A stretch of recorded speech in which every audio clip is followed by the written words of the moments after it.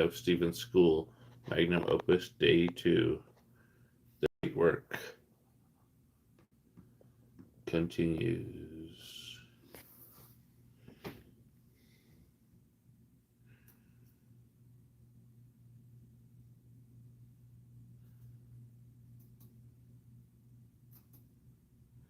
So that is the alchemy experiment that I set up yesterday, where I ground the pyrite and put it in the flask with the menstruum. We can see the material has settled, and there are color changes in the flask.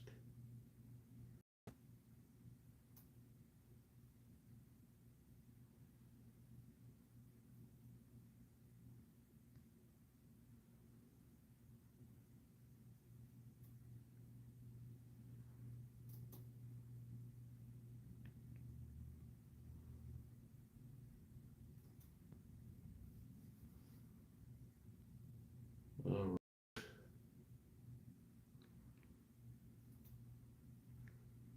I'm just pulling up the live stream on the laptop.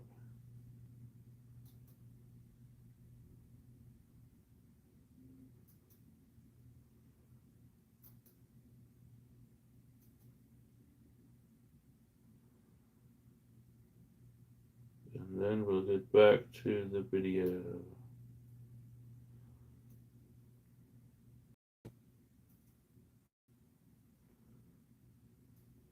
This is Alchemy of Stephen's School, not for consumption.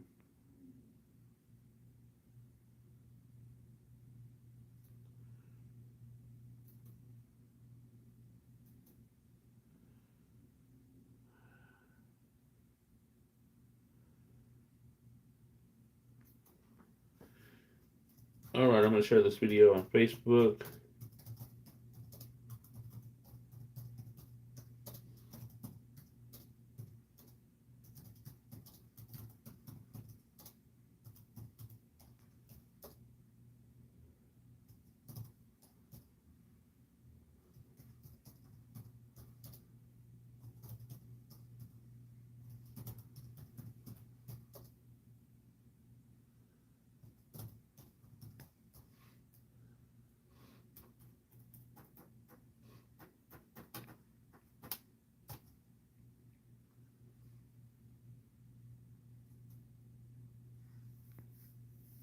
Alright, we've shared it on Facebook. Now, let's zoom in and see what we've got. I'm going to move some things around, make some room.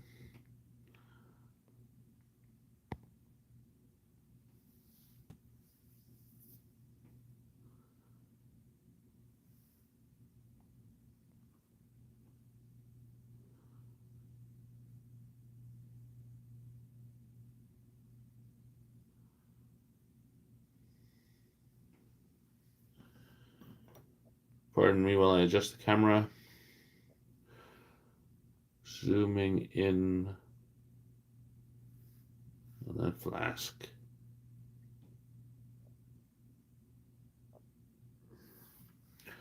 That is the alchemy egg. Interesting colors and dissolution.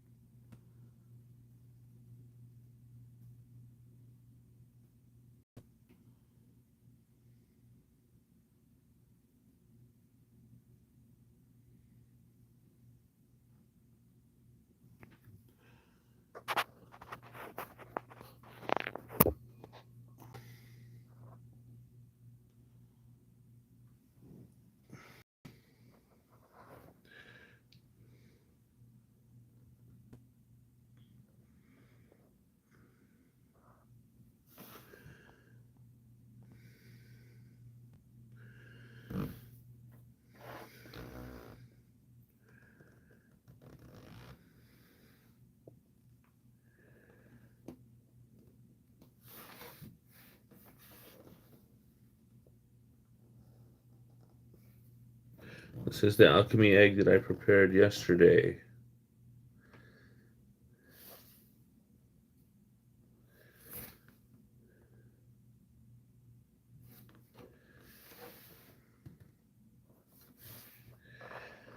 Pardon me while I adjust the camera a bit. Whoa, that was a bit much. There we go.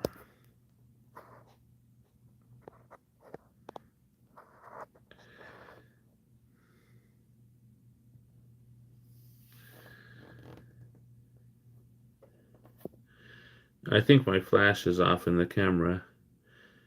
I guess next time I live stream, I need to check that. You make sure the flash is on. But I can add more lighting.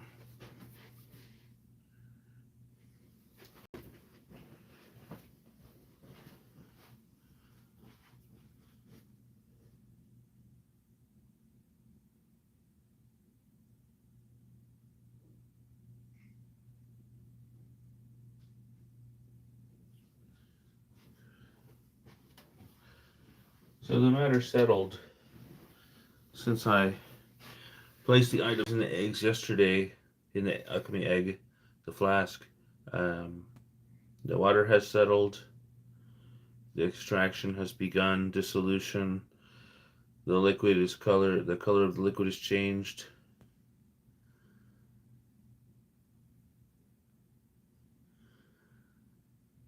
It's a nice golden color. Let's see what happened if I adjust the lighting a bit. There we go.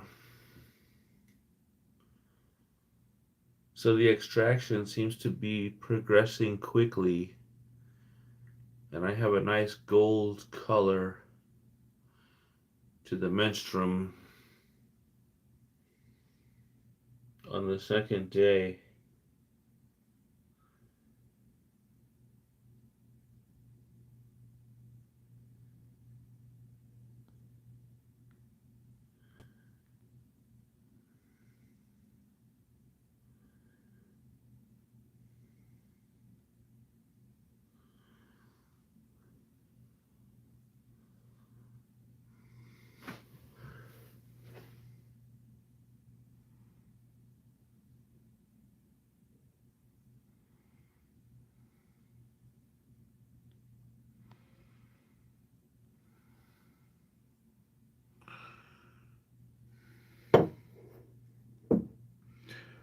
And I look at the surface of the water like unto the eyes of fishes.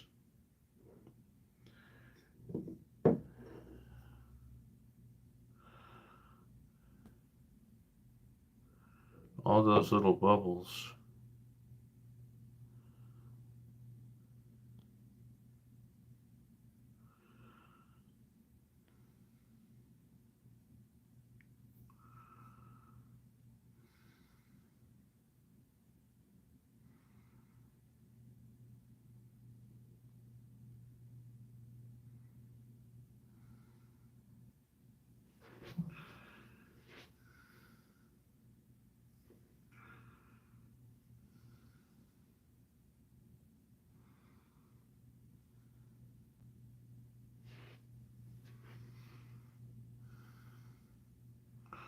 We can see the ground material in the bottom of the flask and the extract in the water above.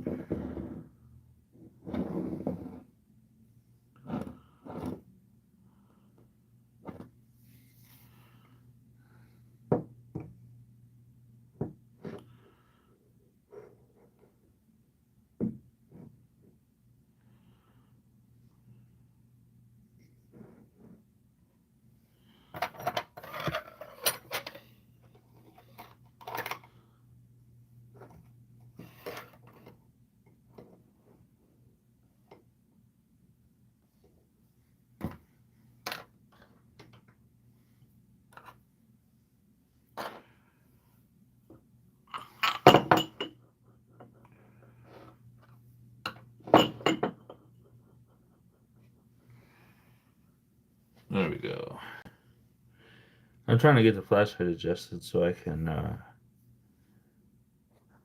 get a picture.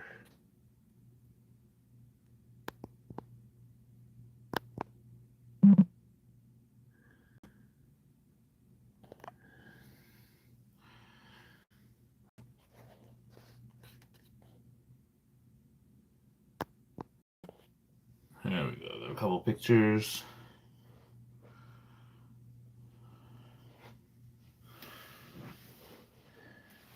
Nice colors.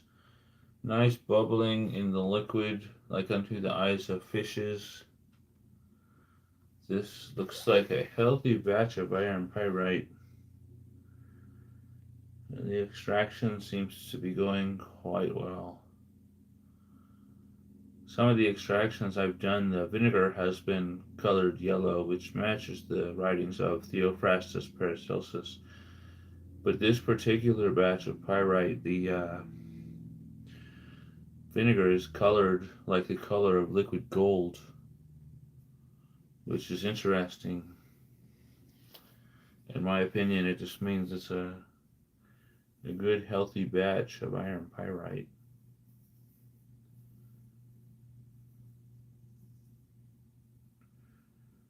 I've got a new dish for doing the dry path of alchemy, which is going to be interesting. I'm going to show it in a minute. This particular portion of the work, this is called the wet path of alchemy.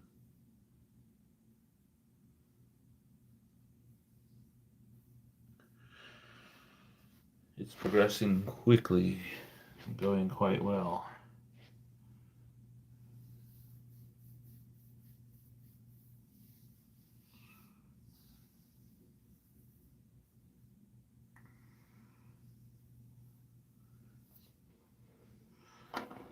I wonder if it's possible to put words on the video during a live stream. I'm doing this with my phone, and I'm going to remove the pen from the phone. Stylus. Reconnecting.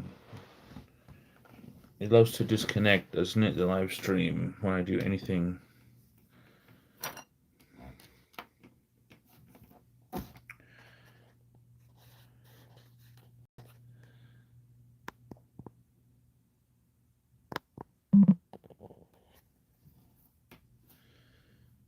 All right.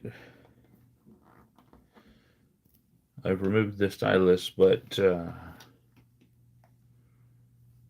see.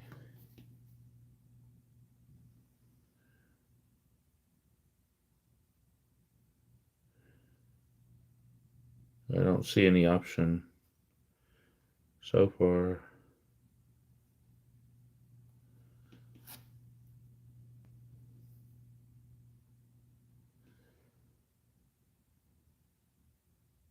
Now it has the option to enable the flash. Let's try that option.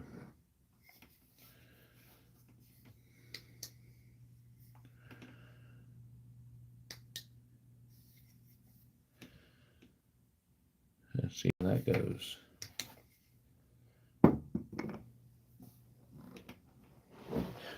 I'm going to turn on the rest of the lighting that I turned on. There we go.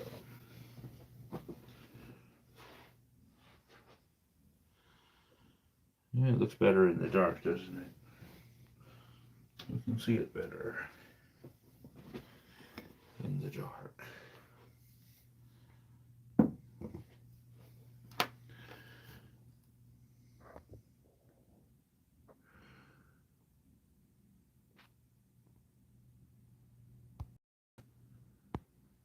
It's not letting me zoom in anymore. That's interesting.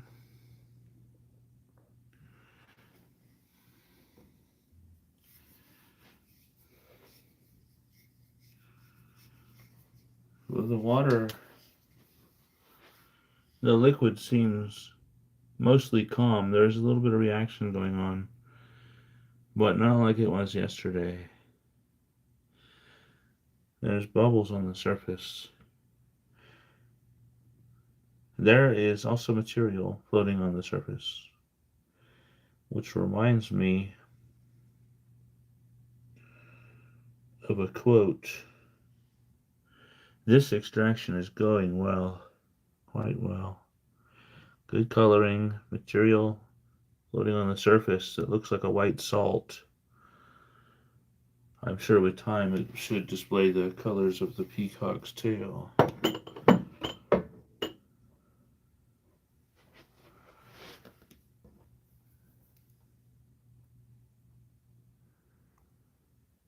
Okay, I've turned the flash off, adjusted the lighting so we can see the color.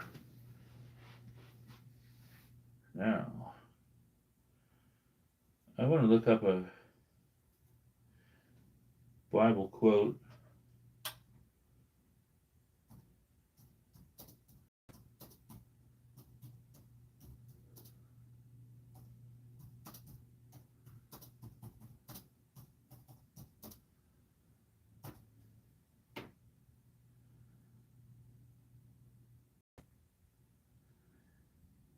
It's about the Spirit of God was upon the water.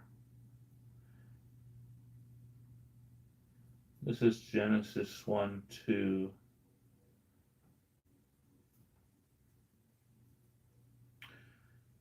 Now the earth was formless, and darkness was over the surface of the deep, and the Spirit of God was hovering over the waters. This is Genesis 1:2, the New International Version.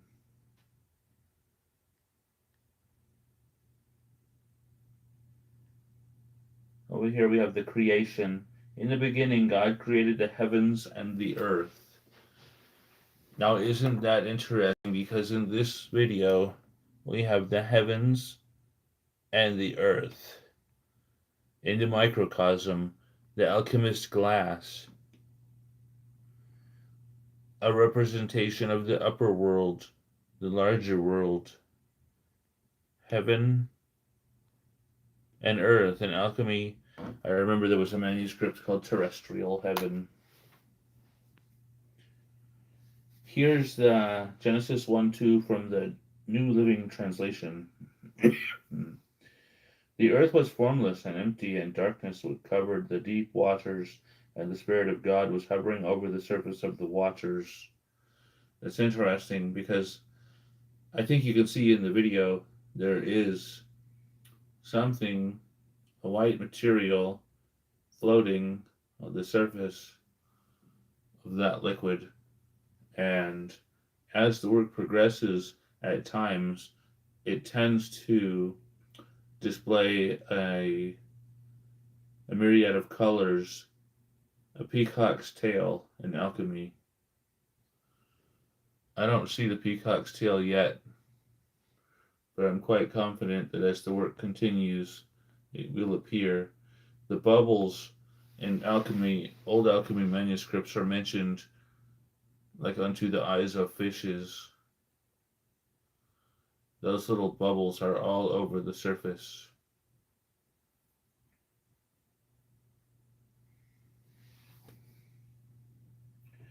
King James Bible is my normal go-to Bible. There's the King James Version and the New King James Version. I'm going to read both of them. Genesis 1:2. King James, the King James Bible. And the earth was without form, void, and darkness was upon the face of the deep, and the Spirit of God moved upon the face of the waters. Here's the New King James Version. The earth was without form and void, and darkness was on the face of the deep, and the Spirit of God was hovering over the face of the waters. So there's slight changes between the King James Bible and the New King James Version.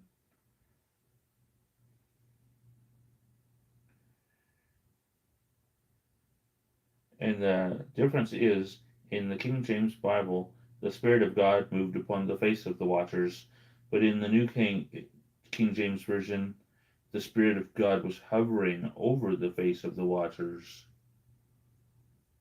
Hovering over. Could they basically mean the same thing in just different words? Did they mean the same thing? It's possible it could be construed either way.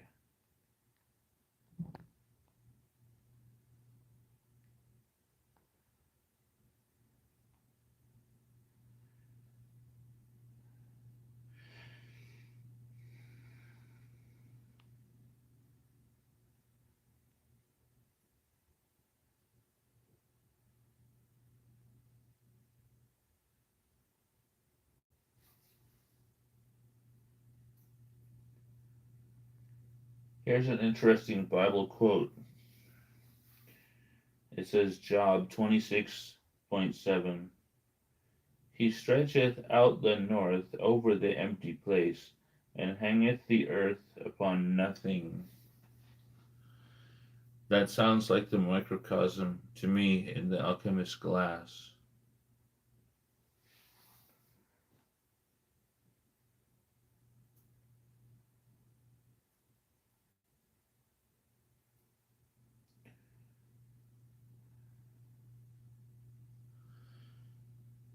Now, here's a Bible quote that I've thought about for a long time, and it seems like right now it might be starting to make sense.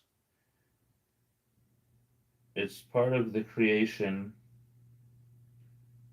Genesis.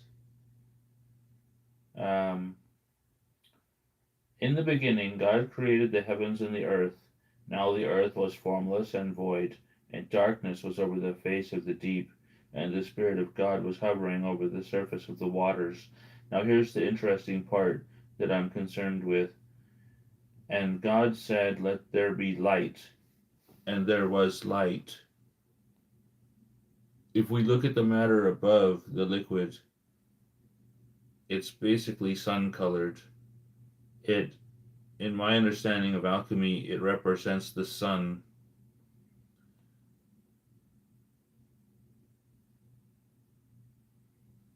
That's just my opinion. I could be wrong, but I understand it that this, maybe I didn't word that right, but to me, this material here looks like light. Is it not the color, basically, of daylight, similar to it? And God said, Let there be light, and there was light. So yesterday I prepared this alchemy experiment, and today there is light. In the beginning, God created the heavens and the earth. The heavens and the earth.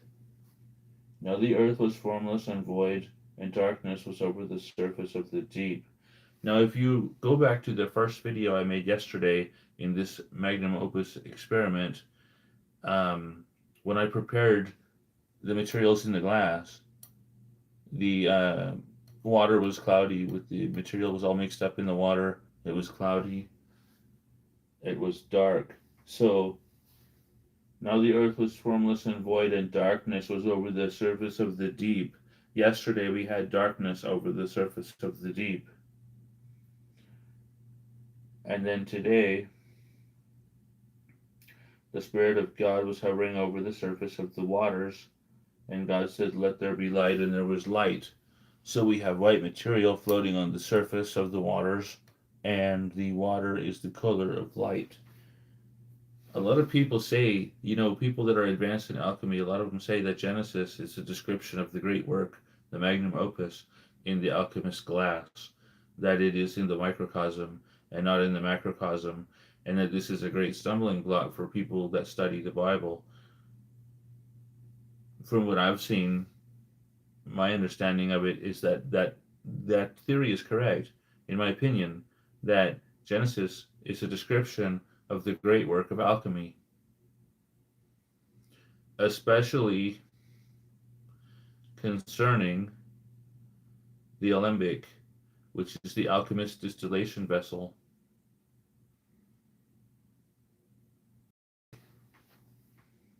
And I discovered that when I was making videos with my alembic.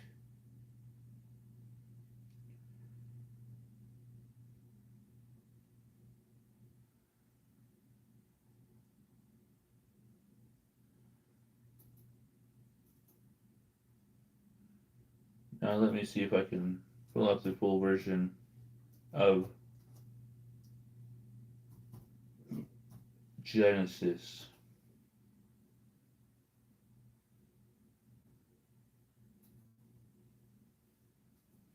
Genesis Bible King James Version is what I've searched for. This is what I've come up with. In the beginning, God created the heaven and the earth. The heaven and the earth. The earth was without form and void, and darkness was upon the face of the deep, and the Spirit of God moved upon the face of the waters. We saw that yesterday when this glass was prepared, and the water was all cloudy, and it was dark. Darkness was in the water.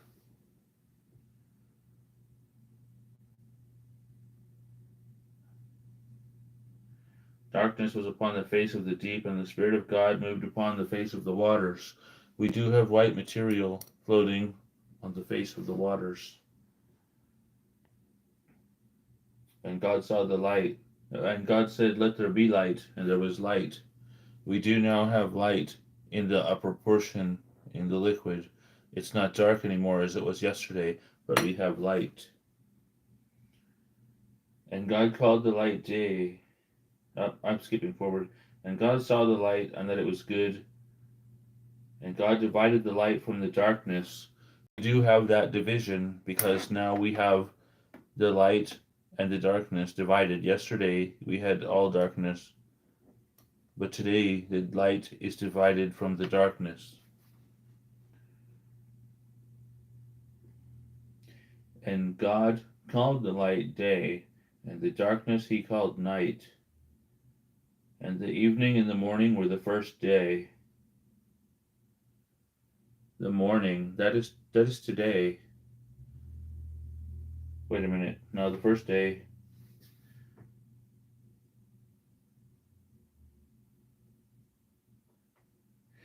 And God said, "Let there be a firmament in the midst of the waters, and let it divide the waters from the waters." There is a material forming. It always forms in my Magnum Opus experiment. When I do the extraction, it's right here at the top of the earth, at the bottom of the liquid. It's a black layer forms, which is interesting because in alchemy they talk about the color black being the sign of a good union. In Ripley's treatise on multiplication, he talks about black, blacker than black. And here on the surface of the earth, dissolution is occurring, a black layer is forming. It's already here. And over time it progresses.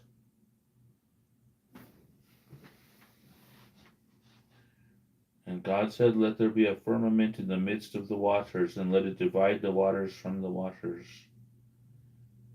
And God made the firmament, and divided the waters which were under the firmament from the waters which were above the firmament.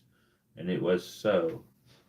The water is above and below, because down here in the earth, it is saturated with the water.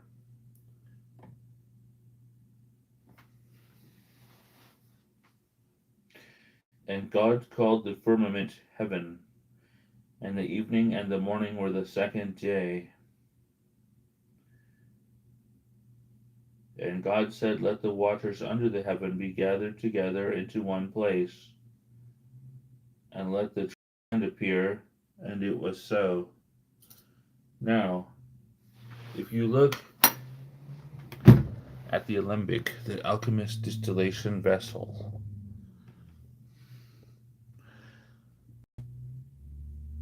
okay, that's the distillation vessel. We can see it. Over there, it's got a cucurbit and a distillation head, a condensation arm, and a receptacle. Now, with that in mind, let's reread what it said. And God said, let the waters under the heaven be gathered together unto one place, and let the dry land appear. And it was so. Now that comes along further. This is 9 in Genesis 9.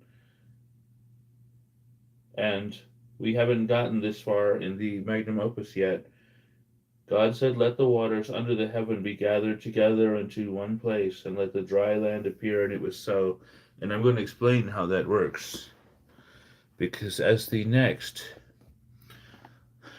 section of the Magnum Opus continues,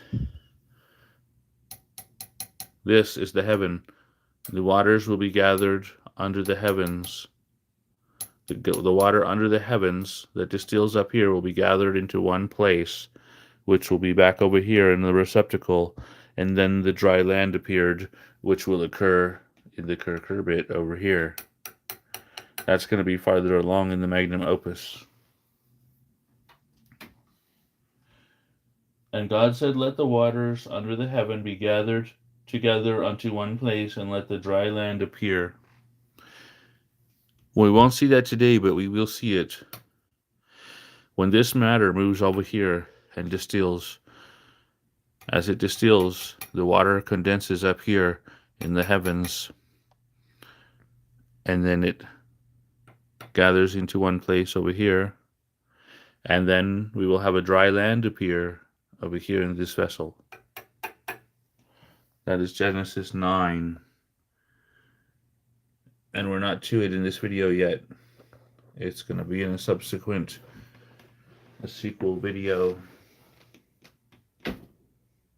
So we could actually save the rest of Genesis, or we could go over it. We might as well go over it and watch it unfold as the preceding videos in this series follow. Here's Genesis 10. And God called the dry land earth. That's interesting because in alchemy manuscripts, old alchemy manuscripts, they talk about earth all the time. Our earth. Our earth. That's important, in my opinion.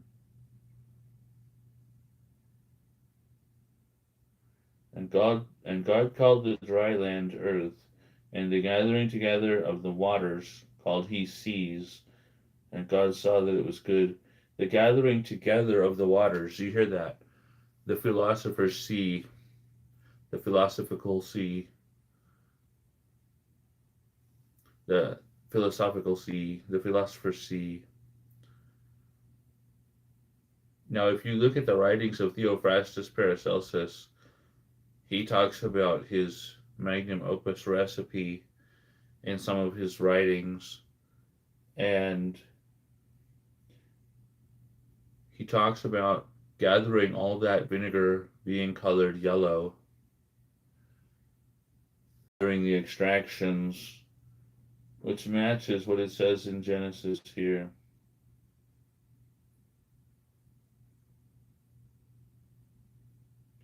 And God called the dry land earth, and the gathering together of the waters called he seas.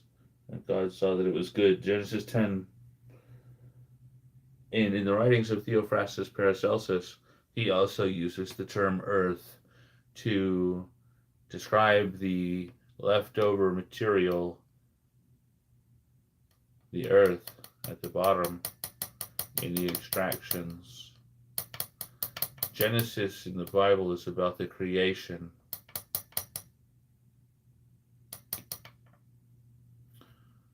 And in old alchemy manuscripts, they talk about the creation of the whole world. And they say things like, and so was the world created. And they say, we will see all manner of things in the glass. I have seen all manner of things in my alchemy glasses over the years. All the colors of the peacock's tail. the glorious purple, the final fixed red, the green lion I have encountered, a white stone, and red. All of the colors as I spin the wheel of alchemy. In the writings of Michael Sendivogius, New Chemical Light, he talks about until all the colors resolve themselves into a gentle splendor of a white radiance. I have seen the white radiance. And they talk about in alchemy manuscripts how there are short paths of the great work and fast paths. This is from an Ars Brevis short path alchemy experiment. This material, this gentle splendor of a white radiance. It's made from the same material, just a different process, a different menstruum, a much faster work, leading to a white material with the consistency of wax.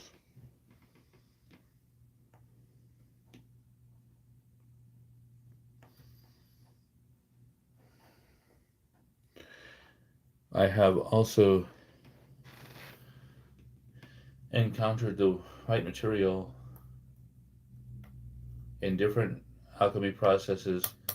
There's the Ars Longa, which is the long, slow, wet path of alchemy, which is represented in this glass. There's the Ars Brevis, which is represented in this glass.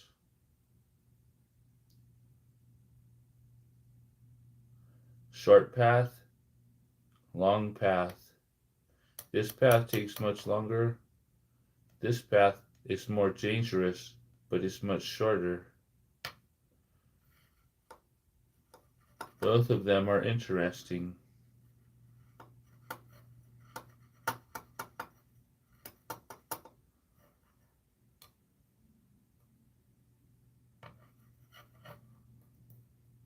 This long, slow, wet path utilizes my original two-part menstruum, which is probably very well illuminated in my books and videos at this point. And the short path over here to the white material was much different. It was a much more dangerous method, but much faster. And I hope to reproduce that Magnum Opus at a later time. Right now I'm doing the slow wet path, the long slow wet path, but I want to show different variations of it that I've come to understand over the years.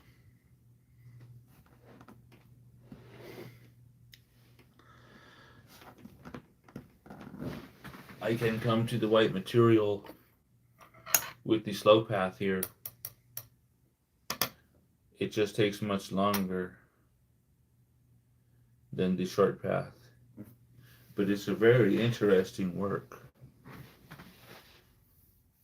It displays the myriad of colors during the process of the Ars Longa, long, slow, wet path of alchemy. It really displays the color changes in the great work.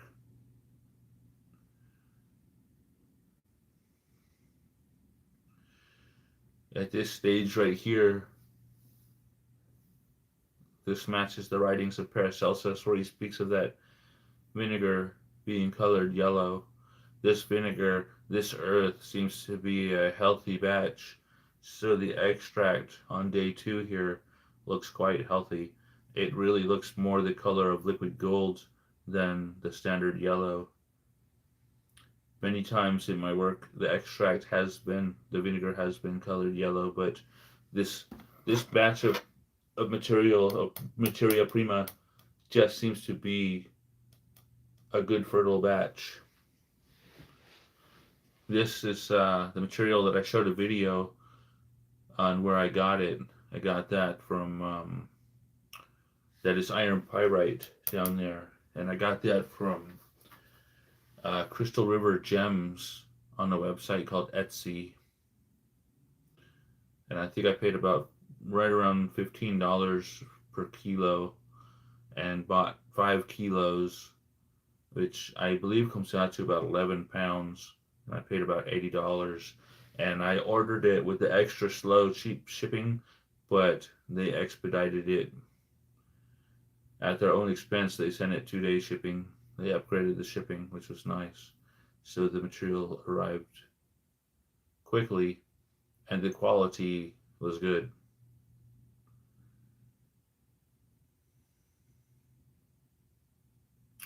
It's important to remember this is not for consumption. A lot of people, when they come into alchemy, they think everything is for specific purposes. I just want to point out that the alchemy experiments are not for consumption.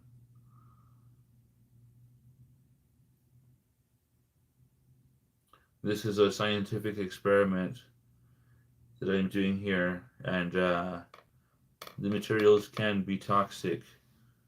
Where, you know, even in the writings of the ancient sages, they mentioned not to drink the soup. You know, they said a lot of alchemists died because they partook of the soup. It's not for consumption. This is a serious alchemy experiment here. It's not it's not for consumption.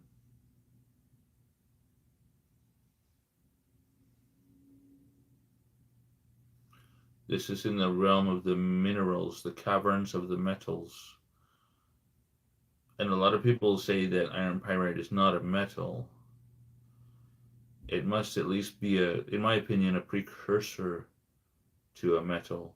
It contains iron. It's based upon iron. It's iron and sulfur. In my opinion, and now in alchemy, it comes up that nature creates metals in the Earth's crust, and that the intent of nature is to make gold, and that whether or not that occurs depends upon the setting. You know, if the ingredients are proper, the conditions are proper. If there's too much trash and debris, impurities, maybe a lesser metal is formed, but that supposedly nature's intent was to make gold. So my theory is that the iron pyrite was formed in the Earth's crust, and nature perhaps was trying to make gold, and just that the process was not finished yet. It takes a long time, and the process was just not finished yet, and that over time, if nature was allowed to continue, perhaps nature would continue exalting the metal, or the whatever you want to call the specific ore, and then the alchemist does not propose to make gold. The alchemist only is said to assist nature, to set the proper conditions, to assist nature, to allow nature to finish what it had began, what it started. So something in the earth maybe was causing nature to progress slowly in the exaltation of the matter, and the alchemist simply strives to help nature speed the work that it's already doing. We don't try to do nature's work for it. We just try to study nature and assist and set the proper conditions within the alchemist glass. And quickly already I see changes occurring. On day 2, there are drastic changes, and they seem to match, in my opinion, what is written in the Bible in Genesis, the story of creation.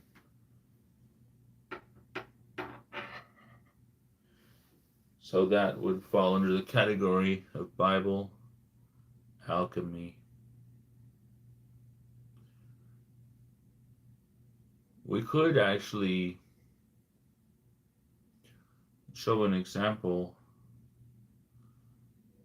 of a farther step in the process. Let me see. Oh, I wanted to show my new dry path vessel too.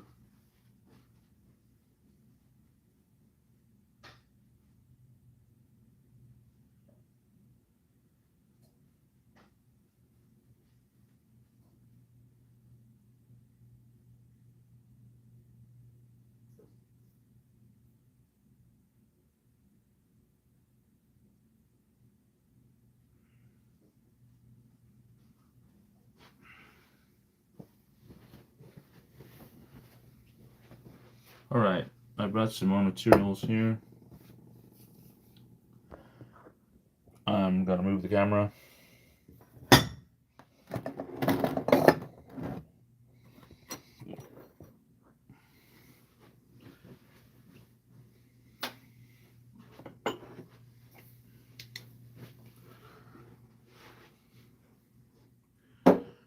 All right.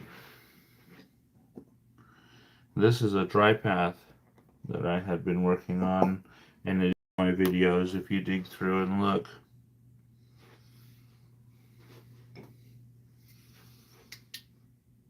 and it is not done, but you can see the redness, the red sun appearing.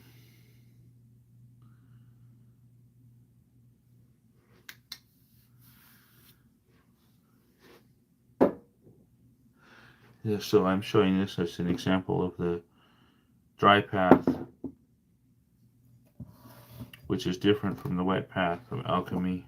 And while we're at it, I got a new vessel here for the dry path portion, and it's going to be much better because the lid has more interior space, and it fits the vessel better, so the material shouldn't be crackling and popping out of the vessel as much in the intense heat.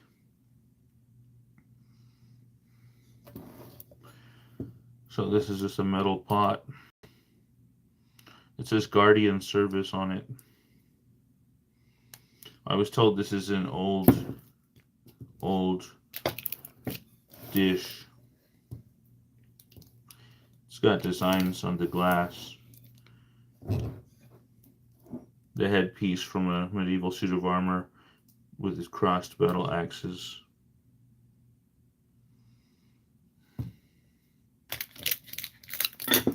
So that is my new dry path vessel. We're doing the dry path of Alchemy. That's going to be appearing in future videos. And I also got a new sand bath, Balneum Siccum, that I'm putting together. That's going to be quite interesting. Let me show that.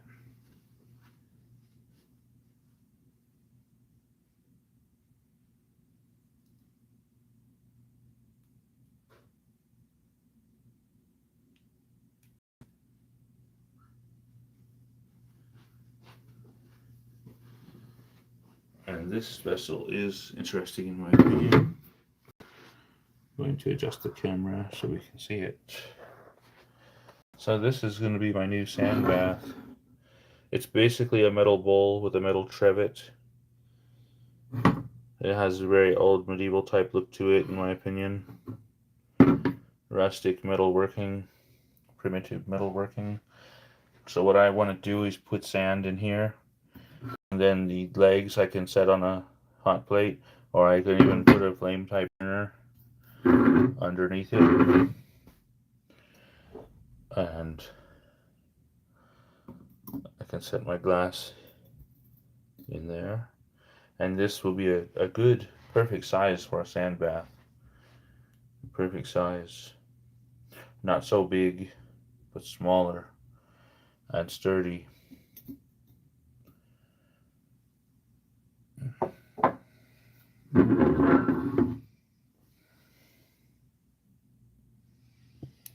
So now, this is day 2 of the Magnum Opus alchemy experiment that I'm doing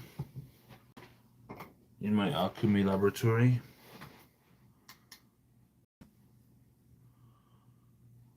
And we've shown the extraction, we've shown the white phase, we've shown an example or sample of the red work,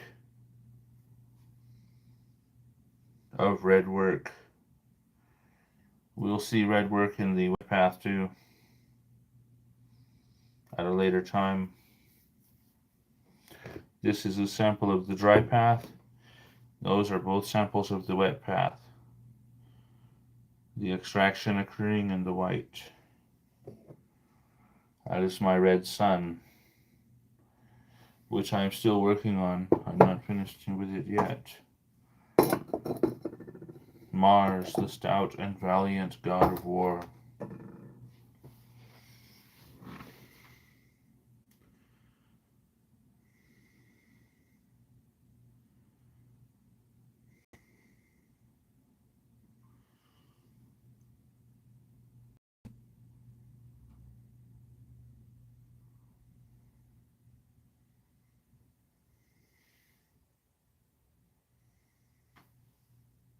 That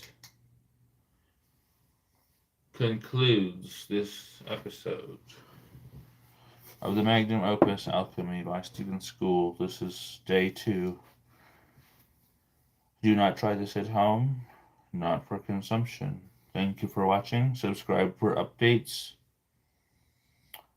This video is not meant to be advice of any type, nor is it intended for any specific person.